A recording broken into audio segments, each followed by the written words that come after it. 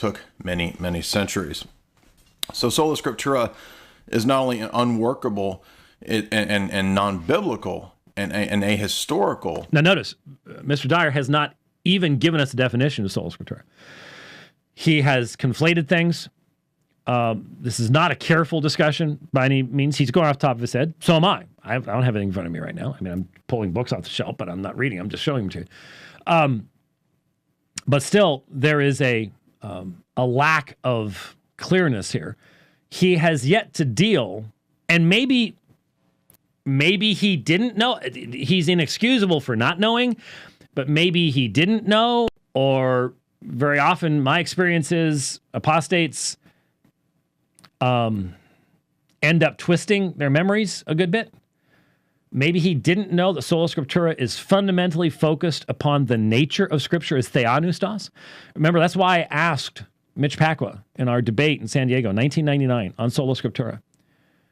Has Roman Catholicism defined a single word that Jesus ever said that is not contained in Holy Scripture? Well, of course not.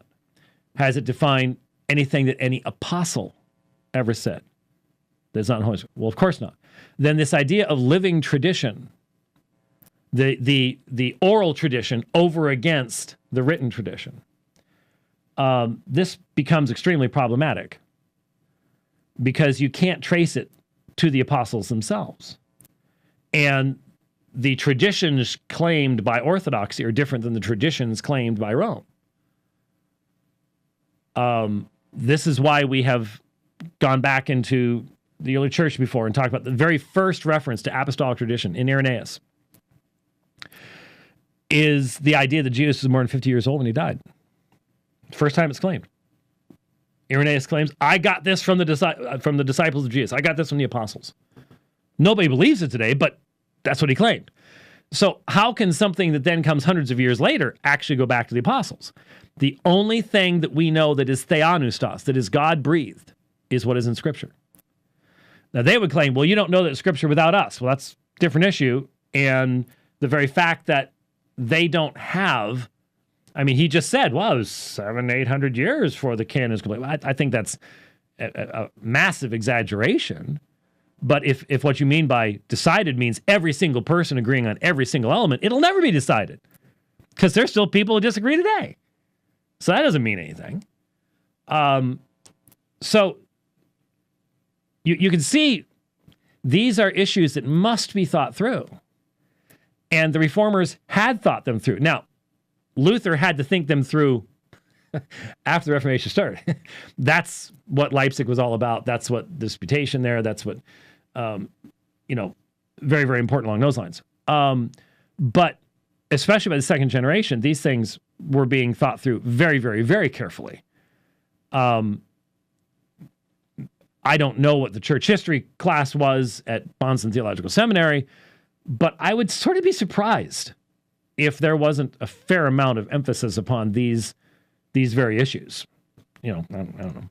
It's actually easy to refute just from Scripture itself by the fact that there was no New Testament canon. So when you see the New Testament refer to the text, oftentimes it's citing the Septuagint. Okay, now, a person who makes that argument has no clue what Sola Scriptura is. And I just have to ask, why would there's no excuse for this, okay? This is just a bad argument. And to say it's easily refuted and then you give a bad argument leaves those of us who understand what we're talking about going, why should we give you much credibility here? I mean, your bona fides as a former one of us are now gone because you're misrepresenting the position you allegedly once espoused. There is nothing about the New Testament quoting from the Greek Septuagint and the fact that the New Testament was still being written at the time that is even relevant to Sola Scriptura. Why do you think that it is? How is that an argument that there is something outside the canon of Scripture that's theopneustos? There's no connection there. And there's obviously, during periods of inscripturation, you can't practice Sola Scriptura when further revelation is being given, but we agree that revelation ended. So the question is, what is the normative state of the church, not is what is the non-normative state of the church during the period of time of Revelation. They don't want to deal with issues like that. And maybe someone who claims to have once been one of us, like Jay Dyer does, maybe he never thought about these things. I don't know. All I know is right now that statement, this is easy to refute, tells me Jay Dyer has either forgotten or not done serious thought on this particular subject. But the problem is, if you're talking to people who themselves have not done serious thought on this, then it sounds like, wow, I never thought about that. And see, they're getting to establish the categories. So, for example, he's already just asserted that you have the written tradition and the oral tradition. Has he demonstrated the continued existence of an oral tradition? Because I know where they're going to go. I know where they're going to go to do that. But has he demonstrated that? What do you do with the fact that the writings of the early church for the first 500 years will give us all sorts of different and contradictory interpretations as to what that is? I mean, there's a lot to be thought of here.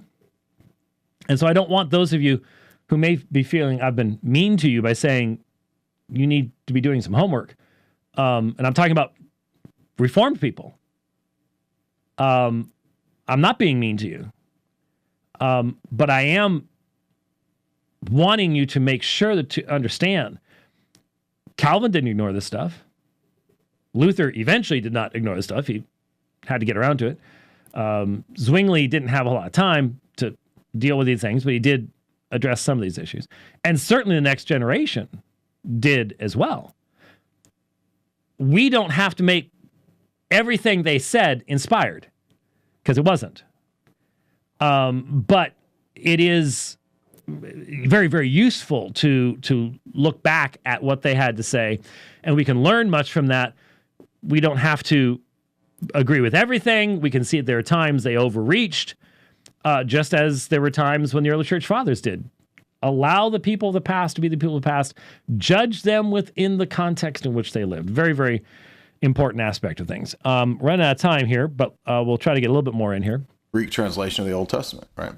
And it never says that the Greek Septuagint translation of the Old Testament is all that's necessary, right? When Paul says that the Scripture is sufficient to make the man of God ready for every work to Timothy, does that mean that there's not going to be, or there's no need for a New Testament canon?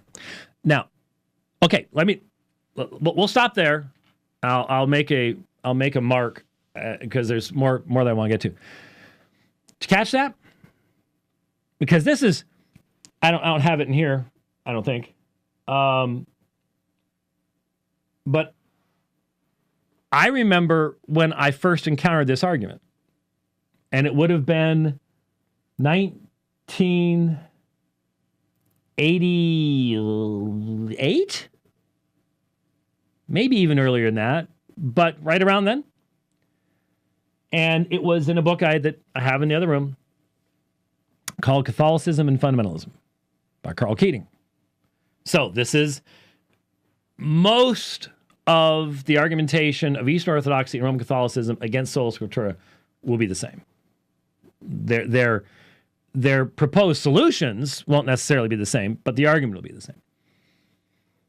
What about 2 Timothy 3? Because Timothy had probably never seen Mark or Luke, and John probably wasn't even written by then. He didn't have the New Testament, and so doesn't 2 Timothy 3 prove too much? Now, if you have taken the time to listen to the debate with Patrick Madrid or Jerry Matitix or any of these other folks, you already know the answer to these things, or at least I hope you do. If you've read Scripture Alone, I hope if you've read the Roman Catholic Controversy, I've addressed it in all of those works of necessity. But you need to hear what the objection is. Because in my experience, when you really feel the weight of an objection and then you discover what the answer to it is, you'll remember it. If you're just like a little bird in the nest with the mouth open, feed me what my response is supposed to be, that, in my experience, doesn't result in long-lasting ability to then communicate that to the next generation, the next generation, the next generation after that. So, what are we to say in regards to 2 Timothy 3? That Paul says to Timothy, go to the Scriptures, and they're able to equip you as a man of God for every good work. I almost hear in the back of what Jay Dyer is saying there a recognition he's heard us address this before, maybe myself included. So, how do you answer that question? I've given you enough time now to give it some consideration. You just might want to stop the recording and jot down how would you respond to that, because there are assumptions being made in the argument, and this is where believers today must ask for God's wisdom and ability to hear the hidden assumptions of arguments. When people talk to me about, you've done all these debates and I understand what you're saying when you respond, but how did you come up with that? How do you do that? It is, when I hear an argument, it's almost like it's a visual thing. I can see the hidden assumptions, the presuppositions behind the question. And it's just simply an ability that we all must practice. It's critical thought. It really is vitally important. So when you hear that, what is the assumption that you need to identify? Well, first of all, it is not Paul's intention to be addressing the canon of Scripture in writing to Timothy. He's writing to Timothy during a period of inscripturation. Was Titus written after this? Did Paul even recognize which of his books? Because we know he wrote other letters. Did he himself know which would be in the canon of Scripture if he even was thinking about a canon of Scripture? There's no way he can be communicating with Peter or with Jude or with John or with Matthew or Mark or Luke. Well, Luke he could. So he doesn't know what the apostles didn't go say, hey John, where are you? And okay, all right, I'm just working on Colossians here. All right, that wasn't a possibility. Couldn't be done. So he's not talking about the canon of Scripture. So if you use 2 Timothy 3 to establish canon of Scripture, you will be in error. And what they're doing is they're making you defend that by the way they make the statement. That's what Carl Keating did. And I just saw so many Christians getting pushed into defending something. That's what happened when Jerry and I debated the papacy in Denver, and Keating and Madrid debated two fundamentalist Baptists the same night. We've talked about this many times in the past. I know, again, it's probably been 15 years ago. But this took place in 1993, Denver, right? Okay. They destroyed those Baptists, just destroyed them. And the reason they destroyed them is they knew what they believed better than the Baptists knew what they believed. And they knew they were fundamentalists, and they knew that they could use the fundamentalist mindset to force fundamentalists to defend statements they should never defend. And so that's what's going on here, is we're not making the argument that 2 Timothy 3 establishes a canon. We are not making an argument that the canon is being completed by this statement. Nothing like that. What we are saying is that when Paul says to Timothy, difficult times are coming, false teachers are coming, you, Timothy, you remain firm on what you've become convinced of, because you know from whom you've learned it, and you know the Scriptures which are able to give you wisdom leading to salvation in Jesus Christ. It's the same thing he said to the elders in Acts chapter 20. After he says, There are going to be people who rise up from your own ranks, dragging disciples away after themselves. I commit you to God and the word of his grace. He says to Timothy, Timothy, if you want to be prepared for every good work, go to that which is what? Theopneustos, God-breathed. Theopneustos, God-breathed. The church does not make the scriptures theopneustos. God does. Timothy, go to that which is the graphe, the Hagia Graphe, the holy scriptures, which may be still to come. That doesn't change anything. Timothy, if you want to be exartizo, if you want to be fully equipped, then you need to go to that which is theopneustos. And you already know that what you have in the Tanakh is theopneustos, and he knows that what he has from Paul, likewise, is authoritative in that same sense, even if he's not thinking of issues of canon. The point is, it has to be what God has given to the church. And that's why I asked Patrick Madrid in our debate, show me how the scriptures equip you to teach unique Roman Catholic dogmas, such as the infallibility of the Pope or the bodily assumption of Mary. And you can't, because A, they're untrue, B, they're not good works, and C, they're not in Scripture. So 2 Timothy 3 is vitally important, because it says that which equips the man of God is that which is theopneustos. And so you have to put the shoe on the other foot, so to speak, and say to the Eastern Orthodox person, say to the Roman Catholic, you show me what is theopneustos outside of Scripture and prove your case. They can't do it. You're simply saying, I stand on what is theopneustos. And I can go to Jesus, who condemned the Jews of his day for elevating what they thought was divine tradition to the status of being theopneustos, God-breathed, and then use that as a mechanism of rebellion. So, what do I highly recommend for reading for you? Well, I've contributed to the subject. There's two right there. Roman Catholic controversy is going to have some more there. There is very important, good stuff in Calvin's Institutes. Absolutely no question about that whatsoever. And remember, Calvin himself said that if you want to know what his beliefs are, you start with the Institutes as the lens. There are a lot of people who go to the commentaries. Calvin is assuming he is not taking the time in his commentaries to give you theological terminology. Those are his sermons. Those are him speaking extemporaneously. He's laid it out. The lens, for me, the Institutes. That's, if you want to know where I'm coming from, read the Institutes first. Then, Webster and King, very, very, very important. Kruger's works on the canon of Scripture.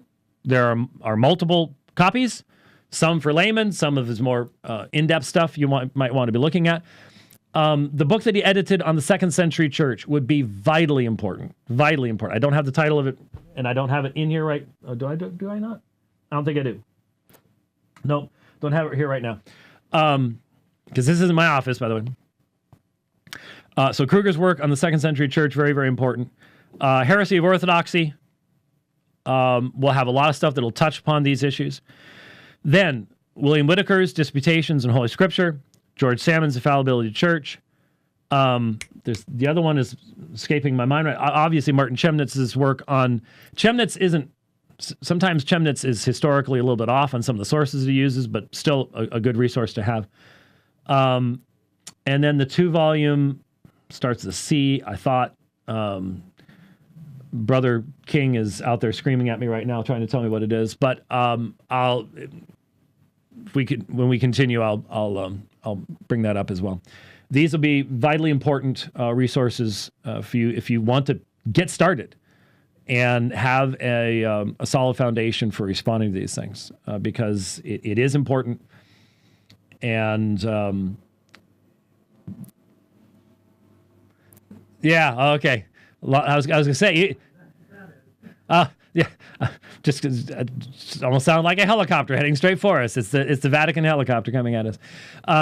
These will also help you in dealing with so many other issues as well.